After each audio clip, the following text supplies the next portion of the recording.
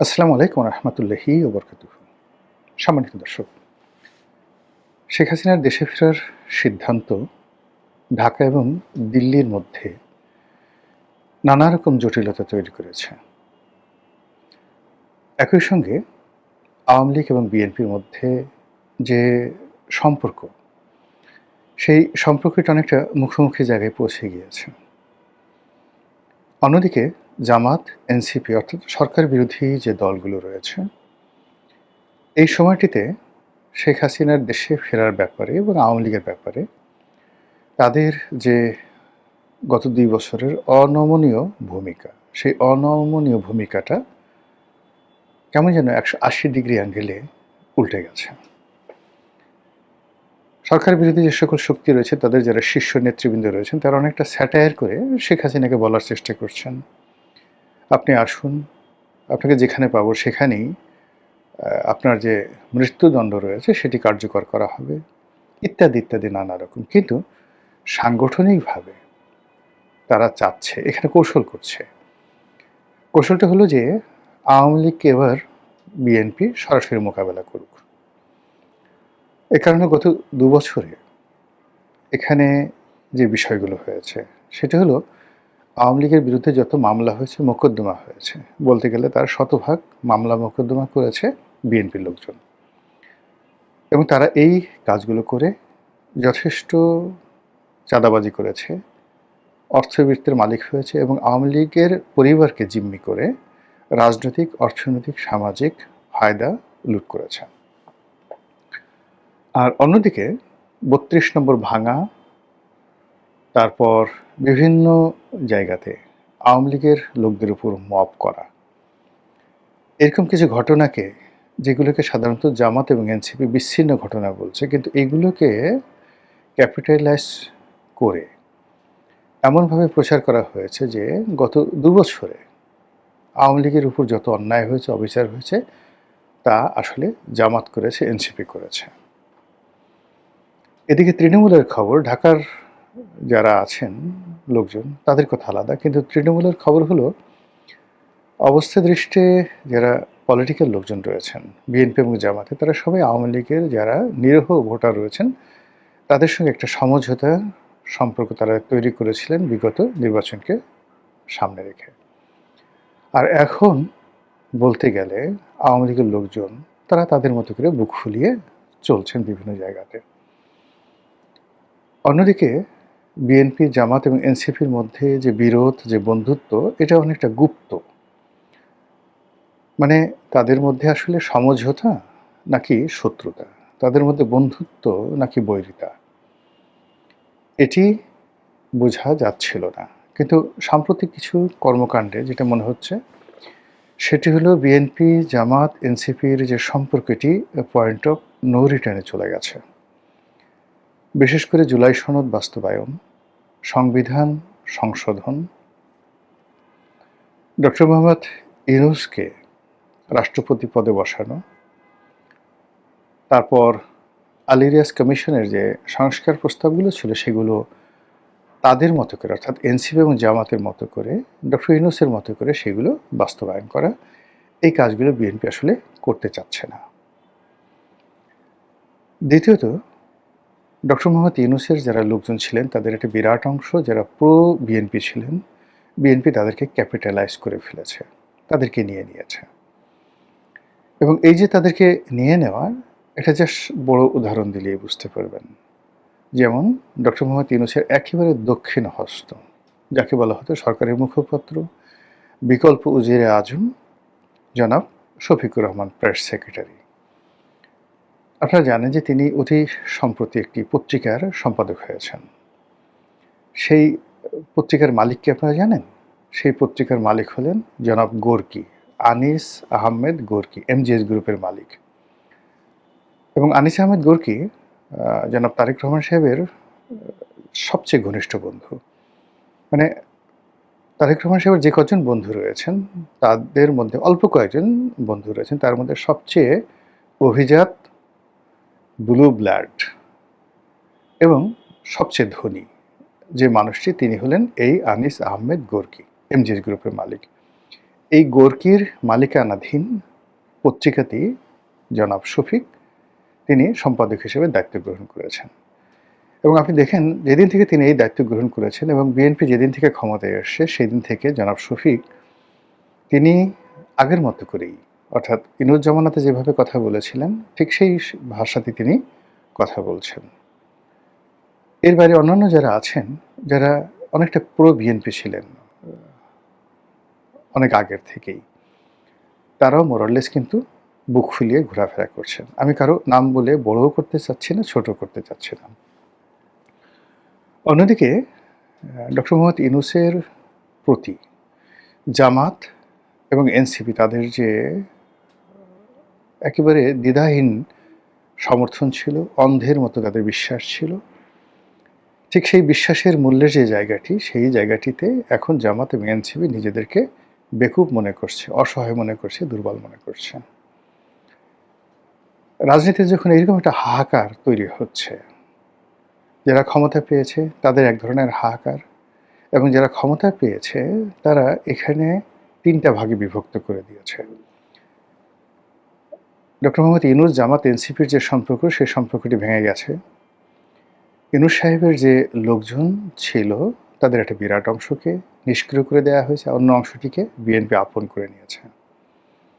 আর জামাতের মধ্যে একটা হতাশা, আতঙ্ক এবং ভয় ঢুকিয়ে দেওয়া হয়েছে।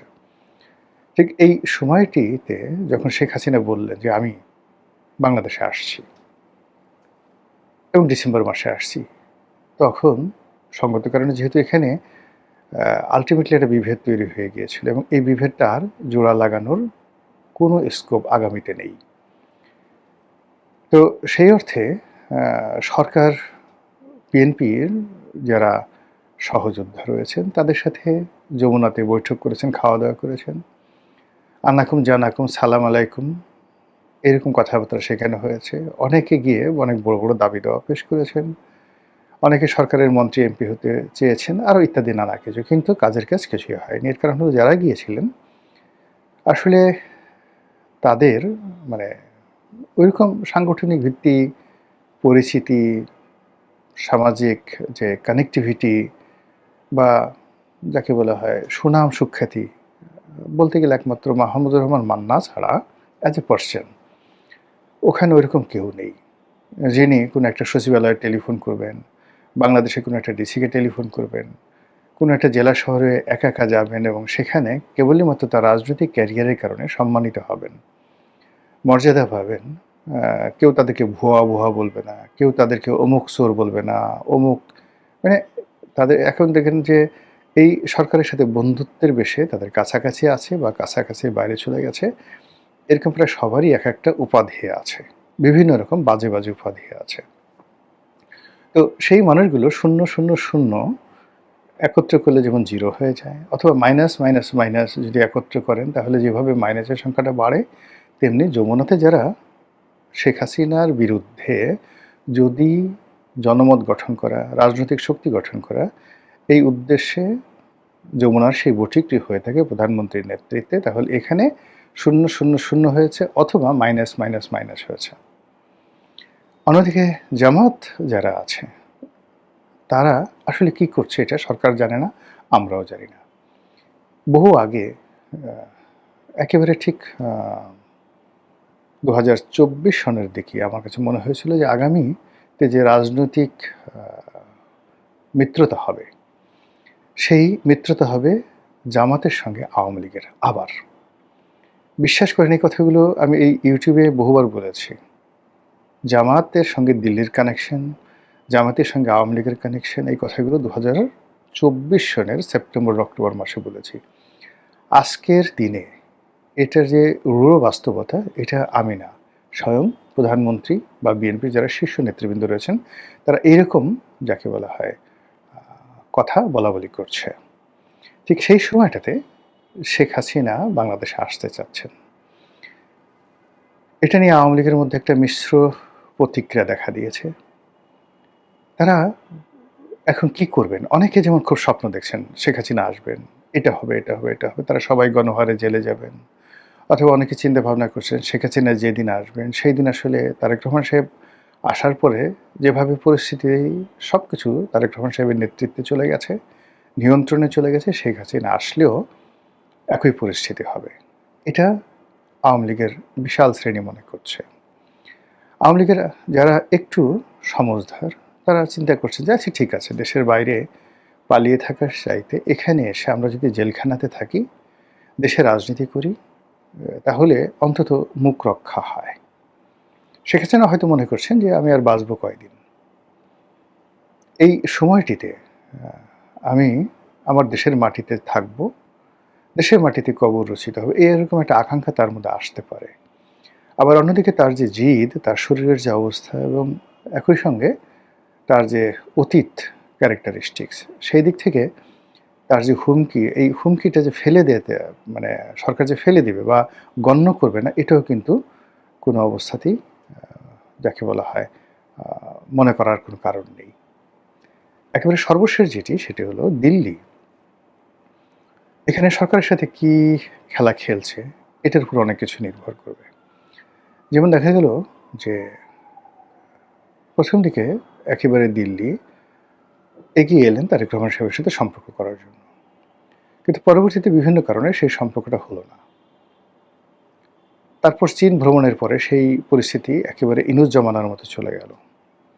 আবার সাম্প্রতিক সময় দিল্লি আবার তারেক রহমান সাহেবকে সেপ্টেম্বর মাসে দিল্লি ভ্রমণের বিমস্টেক উপলক্ষে দিল্লি ভ্রমণের আমন্ত্রণ জানিয়েছেন। ইতিমধ্যে অন্তত বাংলাদেশের যে বিষয় নিয়ে দিল্লি এবং ওয়াশিংটন যে একত্র হয়ে গেছেন, ডোনাল্ড ট্রাম্প এবং মোদির মধ্যে হাজারো বিরোধ থাকা সত্ত্বেও বাংলাদেশের প্রশ্নে তারা ঐক্যমত পোষণ করছেন, এটা প্রায় নিশ্চিত। ২ নম্বর হলো যে দিল্লি এবং আমেরিকা বুঝে গেছে তাদের যে কৌশলগত যে বিষয়গুলো দরকার বাংলাদেশ থেকে, মূলত সে বাংলাদেশ থেকে ব্যবসা বাণিজ্য নিয়ে ভারতেরও মাথা ব্যথা নেই। এর কারণ হলো তাদের ট্রিলিয়ন ট্রিলিয়ন ডলারের ইকোনমি। সেখানে বাংলাদেশের সঙ্গে তাদের যে ব্যবসা বড়জোর কত 40 বিলিয়ন ডলারের ইয়ারলি ব্যবসা, নট মোর দ্যান দ্যাট। আমেরিকার সাথে আমাদের ব্যবসা বাইলেটারাল কত হবে? খুব অল্প, বড়জোর 20 বিলিয়ন ডলারের ব্যবসা। এর মধ্যে আমরা এক্সপোর্ট করি কত আর তারা ইম্পোর্ট করে খুব অল্প। তারা ইম্পোর্ট করে তারা এক্সপোর্ট করে খুব অল্প, আমরা এক্সপোর্ট করি অনেক বেশি। কিন্তু আমেরিকার ইকোনমির সাইজে এটা একটা পিনাটও না, সর্ষে দানা। তো কাজে এখানে ব্যবসা বাণিজ্য টাকা পয়সার চাইতে মিলিটারি অ্যাসপেক্ট এবং যেটাকে বলা হয় ভূ রাজনীতির যে গোলকধাঁধা, কৌশলগত দিক, এটা বেশি গুরুত্বপূর্ণ, বিশেষ করে চীনকে মোকাবেলা করার জন্য।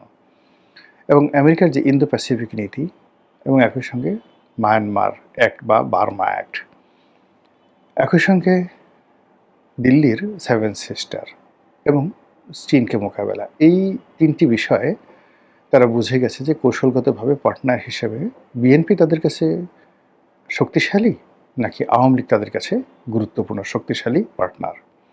2 নম্বর হলো যে তাদের স্বার্থ স্ট্রংলি রক্ষা করার ক্ষেত্রে শেখ হাসিনা সক্ষম না তারেক জিয়া সক্ষম।